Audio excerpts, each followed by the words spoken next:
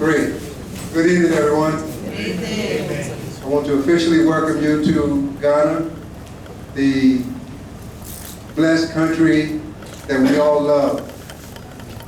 Welcome to Africa for the African, Opportunities in Africa Conference 2017.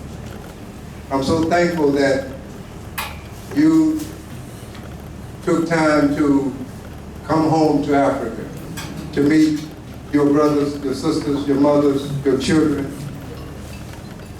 Give yourself a round of applause for having the wisdom, strength, knowledge, and understanding, and the love.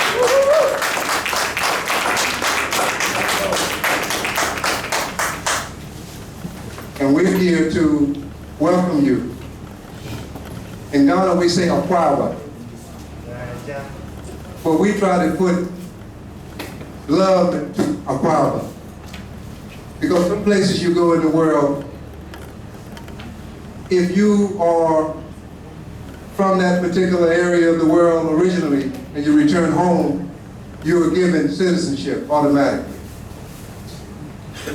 And I want to thank the Ghana government for, after me being here 30 years, they gave 34 Africans in the diaspora citizenship last time. That was history. Let's give the Ghana government a round of applause.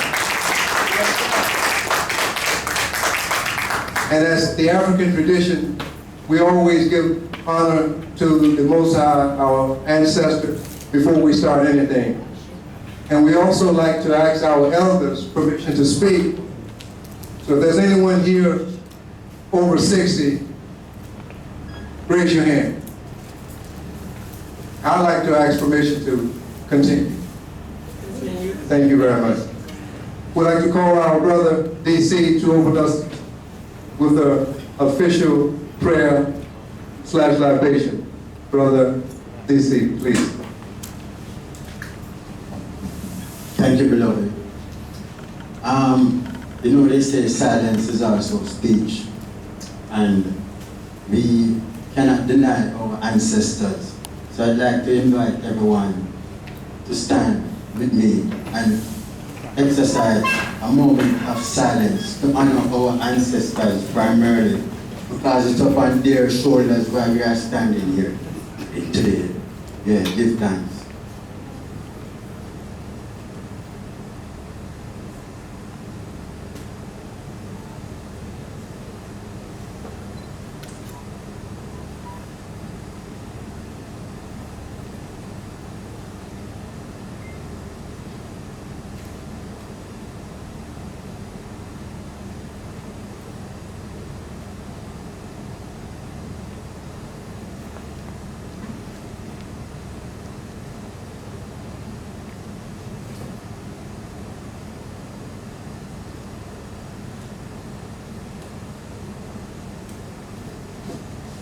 Yes, thank you very much, everyone, for your cooperation and understanding. Yeah, blessed love. Thank you very much.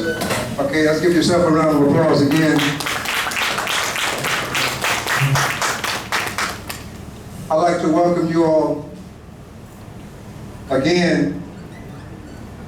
I'm blessed to be here to serve you.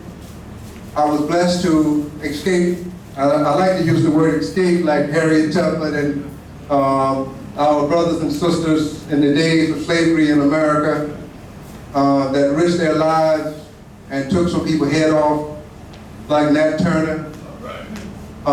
Escape from slavery. I was born in Jim Crow South in America in the early 50s, and I escaped in 1986. I've been in Africa ever since.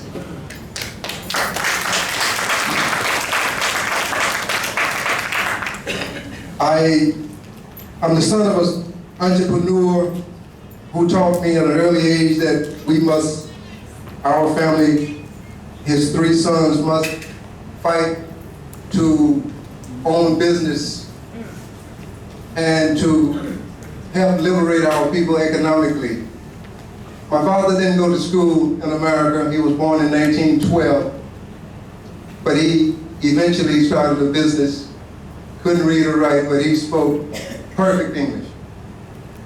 And he hired in his at his heyday, he hired over 20 people, gave them employment. I went to college thanks to him.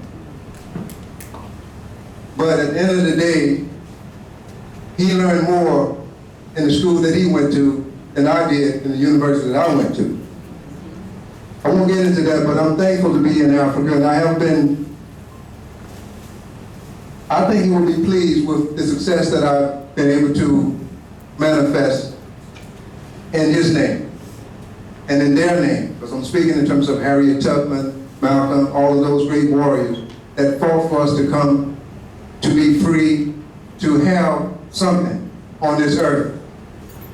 I was blessed to buy land in Africa, build homes, buy a farm, grow food.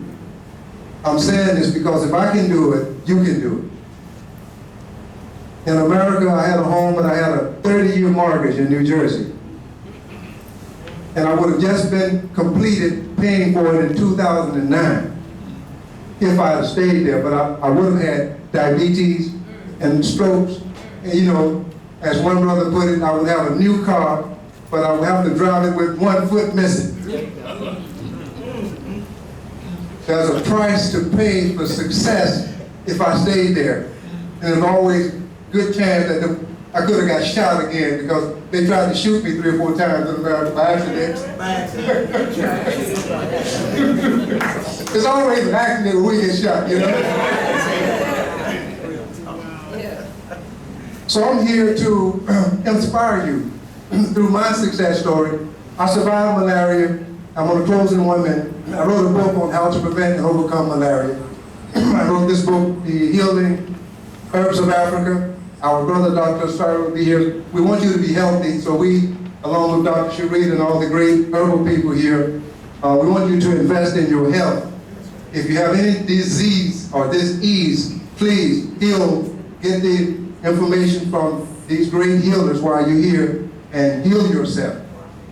Become strong and live to liberate our other brothers and sisters that may not have what you have. We can collectively liberate our people from sickness, disease, and poverty. That's right. I'd like to bring on a great brother,